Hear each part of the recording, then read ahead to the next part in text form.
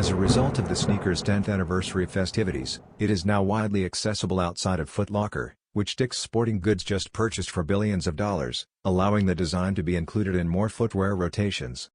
Even though it was never really popular as a performance runner, the Air Max Plus brought tuned air technology to the market, which provided an additional cushioning feel based on Nike Air. In reference to its groundbreaking Air Max variation, McDowell's work has surfaced in a variety of makeovers ahead of summer. Numerous profiles of the recently discovered Wolf Gray, Anthracite, Black and Racer Blue option include huge tuned air lettering. The sole unit and top both include traditional TN emblems, but a speed toggle lacing mechanism gives the mostly two-tone shoe unconventional functionality.